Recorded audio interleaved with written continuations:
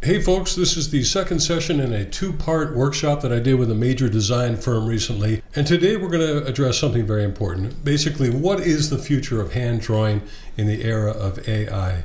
And we're not talking about long-term AI because who knows what's coming on the horizon. But we're talking about near-term AI. And as you're all aware, one of the big problems with AI is that you get these images back that you can sort of use, but you can't really use because they've got so much extra stuff. Well, I have a technique where we can do hand drawings over AI images in Procreate. It makes it much more intuitive, and it's very simple because it combines the pencil with the power of Photoshop right there on your screen. So let's get down to business and see what is the future of hand drawing with AI.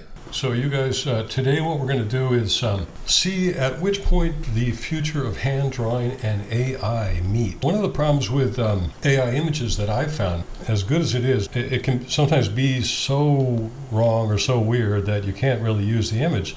So we're going to talk today about how you can use these images by drawing over them in Procreate. So you're going to go right to Procreate. There's nothing really you can do yet in iCloud Drive, but you're going to go to Procreate and launch it. And I'm going to start with the plus sign and bring in a new canvas because, you know, we talked about that 11 by 17, 300 DPI ecosystem. And I'm going to launch that, and hopefully we're going to be able to see why that matters in just a second here. So now I'm going to go to the wrench menu and to insert a file, and I'm going to launch that same file from my iPad.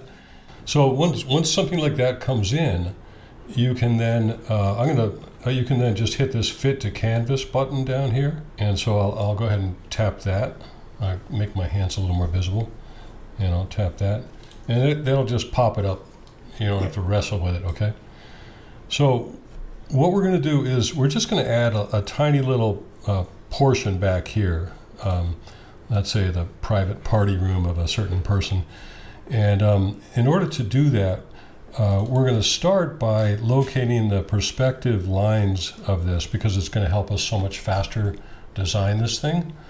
So to do that, we're going to first of all add a layer, and I'm not going to give it any special treatment or anything. And then we're going to go back to the so-called wrench menu, and this time we're going to go into the canvas tab. And we touched on this briefly the other day, but now we're going to go to drawing guide, which is going to give us the option, once we turn it on, to edit the drawing guide. And notice how that appears and suddenly becomes highlighted. So now we're going to go to edit drawing guide. And when that comes in, you're going to have 2D is always going to be your default. But today we're going to go, thankfully, to perspective. And that's going to set up, now we have a 2-point perspective. So the first thing we're going to do is just sort of eyeball. I'm going to use these just as guides, but to show you the principle that we're after. But we're just going to sort of eyeball. So talk about mixing high and low tech, right? Just kind of eyeball where that first vanishing point is.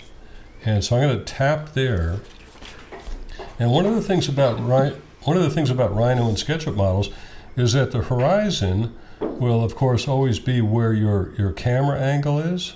So you can actually use that horizon line, if there is one in your image, as one more source of information for when you're locating this thing. Now I'm going to make these as thick as I can to make them as visible as I can.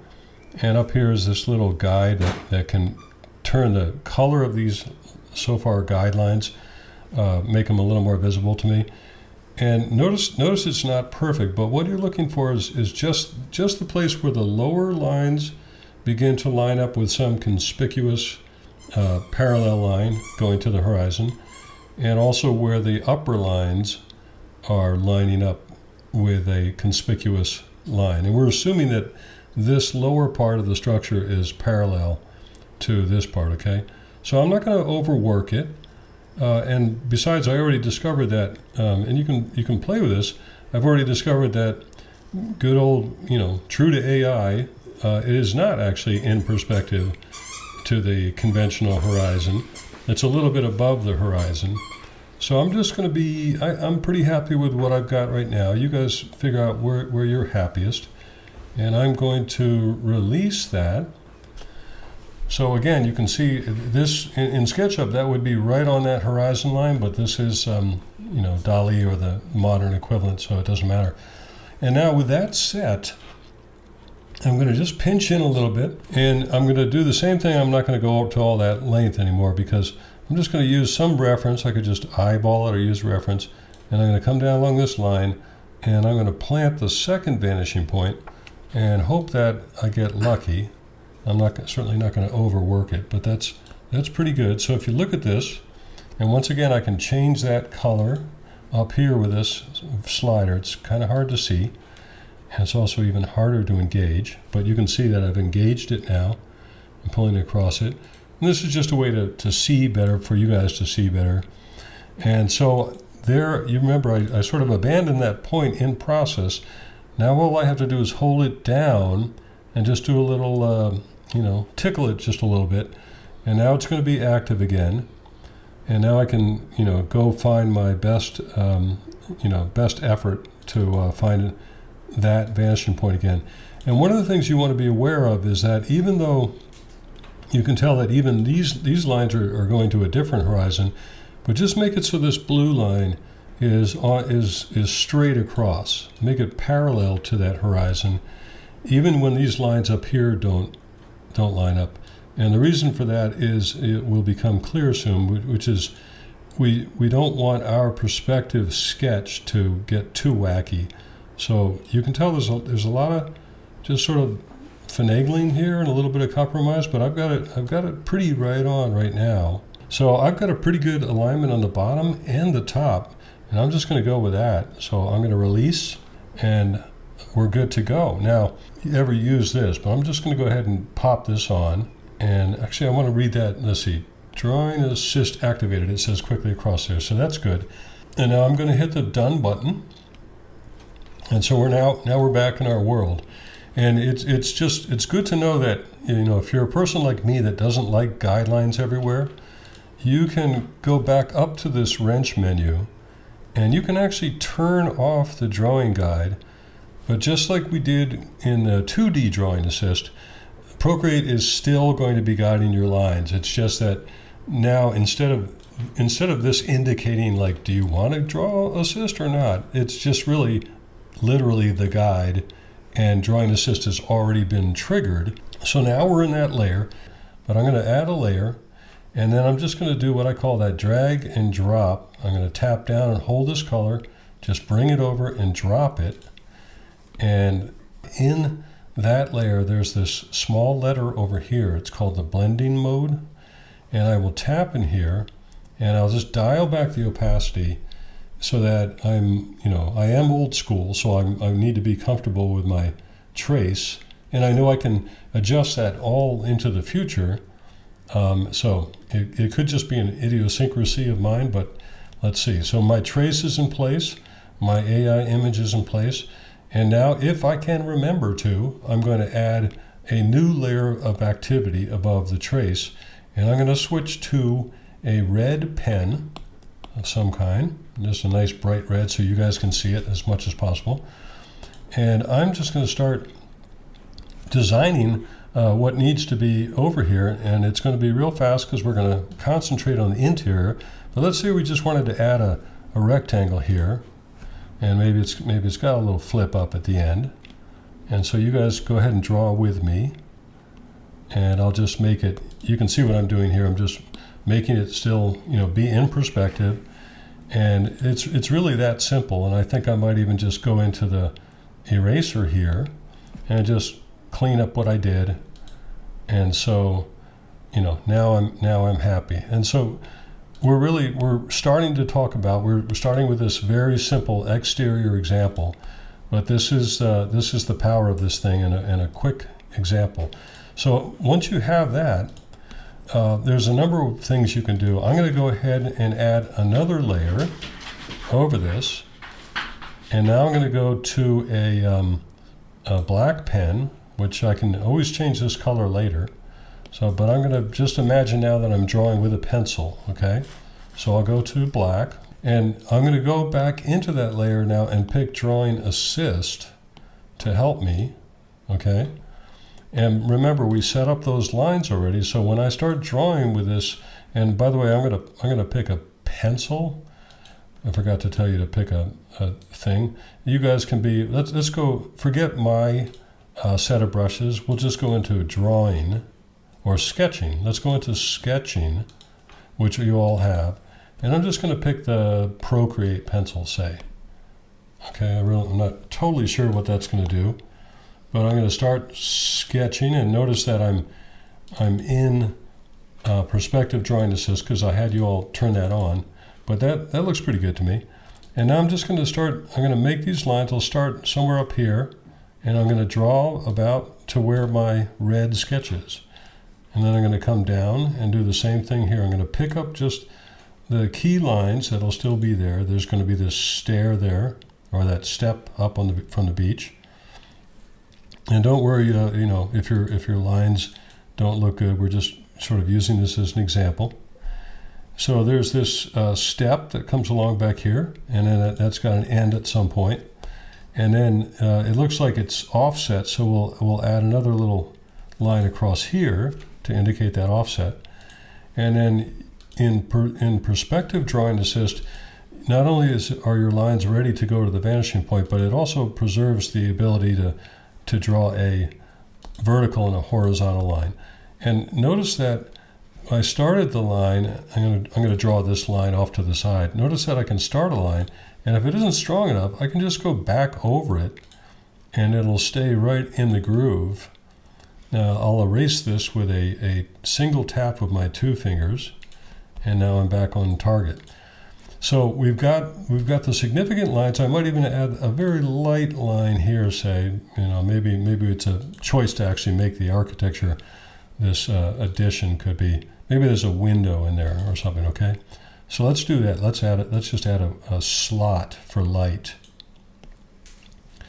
And so we've got the main parts of our design. Now the only thing left is this last little uplift of the duck wing. And to do that, you would think you'd have to turn off Drawing Assist, but watch what happens if I'll be up above here, and I'm going to draw a line, and then I'm going to hold my pencil down when that line ends. And look what I can do. So I can override Drawing Assist just at any time by just drawing that line, even though it's assisted, and then by holding my pencil down, I can move that anywhere or even extend it. Okay, so that's what's going to help me make this final line. So I'll start now at this corner. I'll come down, and notice it's wanting to go off to that vanishing point over there, but instead I'm going to bring it down, and I'll make that final connection. And then because that is a little flip up and it's in 3D, I will finish this off and do a line over here that's, you know, going out to this vanishing point, okay? And I crossed it a little bit there, so I'll just come back and make it, oh, I'm sorry. And it's also drawing a horizontal line. So when you get close to horizontal, you have to be careful. If you have a vanishing point that's also low and flat, sometimes it'll assume you want to do a horizontal line, okay? And of course, you can go back through all these, and you know, a lot of times I'll do this because I'm just getting my brain warmed up for design, and I'll just trace a few more things than I need, and then I'll stop myself and get mad at myself and get back on target. So, and also let's just add a little depth to this window. We've got this slot here, so let's just throw in another little tiny line that's still going off to that vanishing point. Or maybe we just take the line all the way across, and then the glass is recessed, and then we can complete that too. Now, I'm going to turn off my red layer, and you guys can tell me, hopefully you've got something pretty close to this, okay? So once that's done, now I can get rid of my tracing paper. So again, we are warming up our muscles for the interior, the big show in the interior.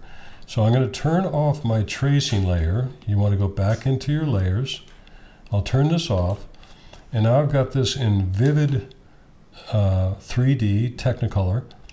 And now I'm going to add a layer under my line drawing, because I always want to be able to see my lines, but above all of this, above the AI. So really, technically, if you wanted to get fancy here, let's simplify things.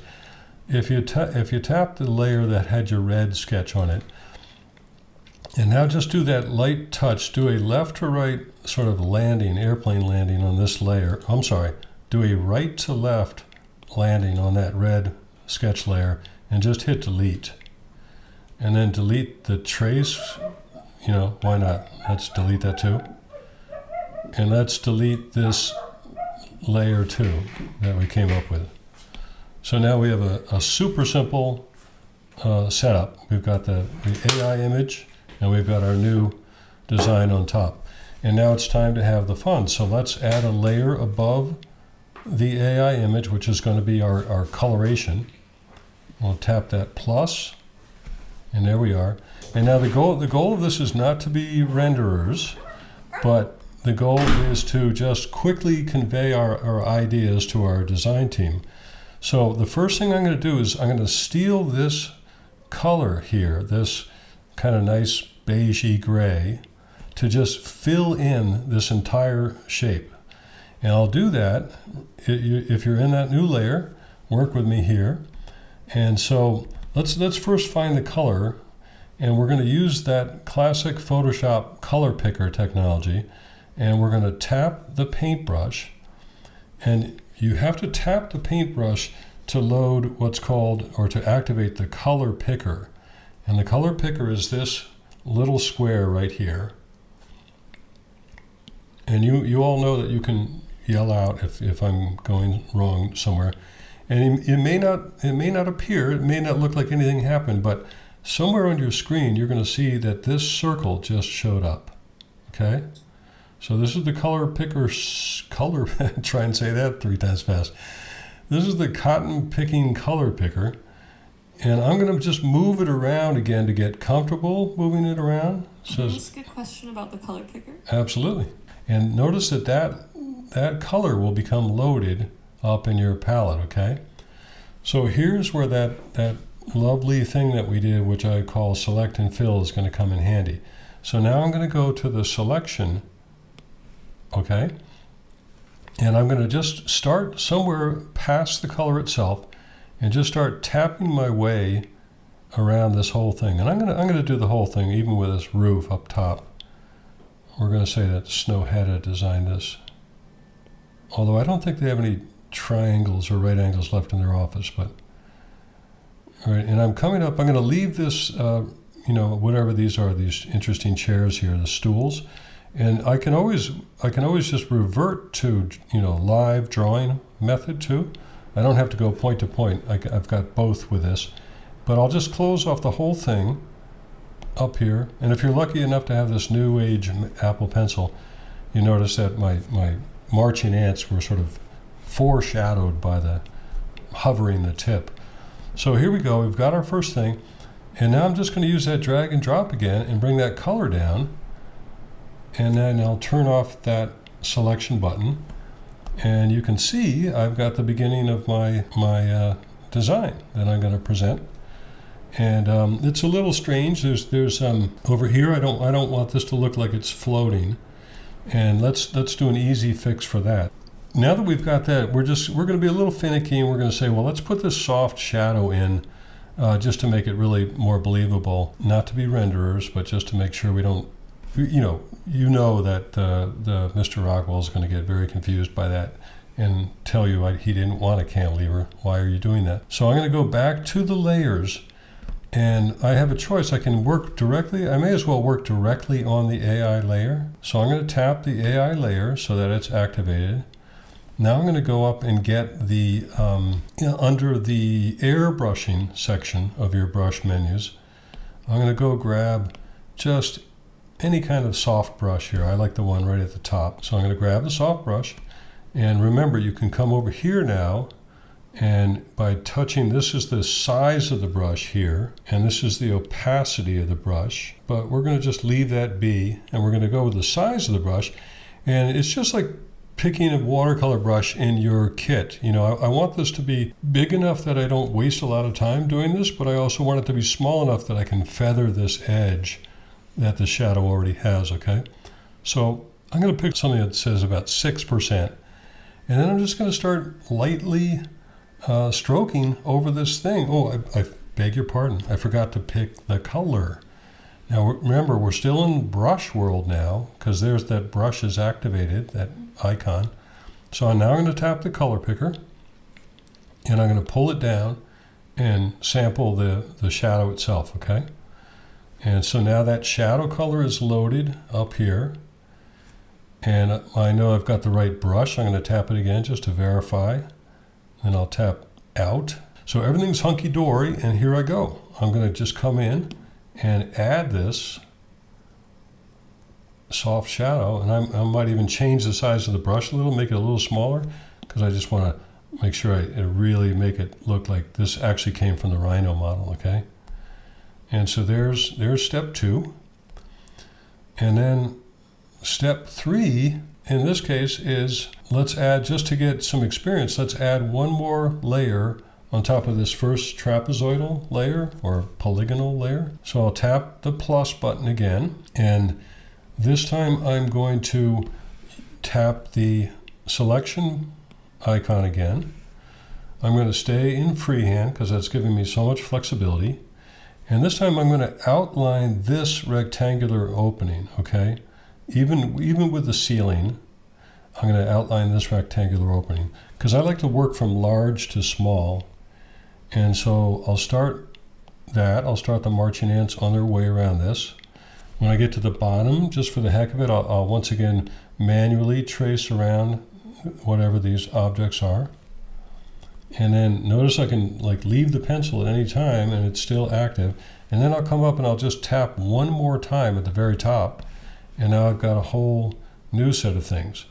And let's say that this, we don't know whether we want this to be darker or lighter. But again, what's wonderful is that I can take literally any color up just for speed. I'll use the color we already had for the shadow, okay?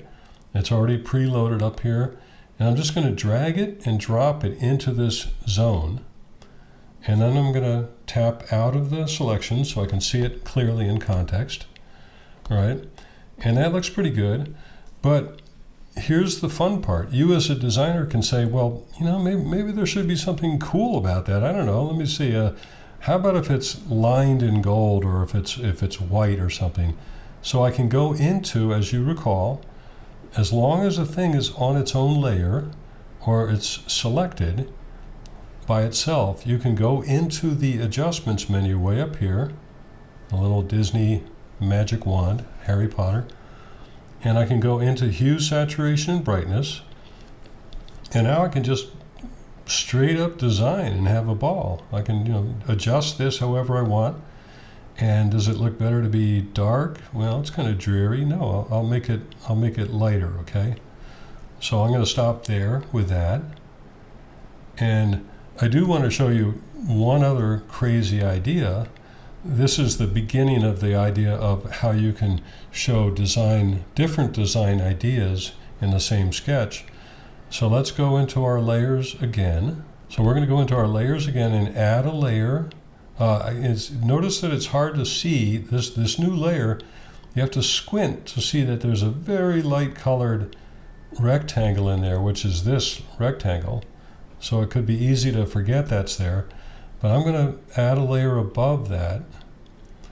And now I'm going to go into my menu, my palettes.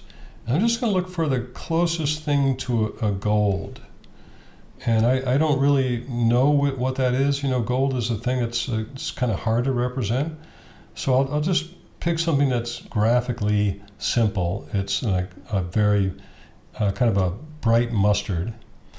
And remember, I'm just going to remind us where we are. We're on a new layer, and it's above that layer that we just did.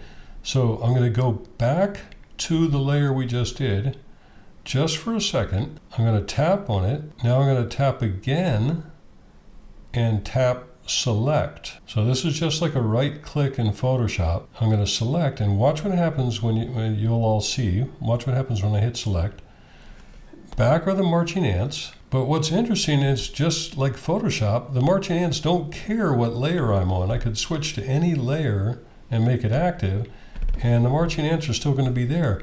So I'm going to go back to that layer we added because we want to show an option of what happens if that's gold leaf. And now I've got my gold color prefigured, and I'm just going to drag it and drop it in there. So what's helpful now is that I've got right away, you can see the promise of this is that I've got two options that I can very quickly show. I don't have to go back to my desk and schedule a second meeting, okay? So let's leave the simple option there.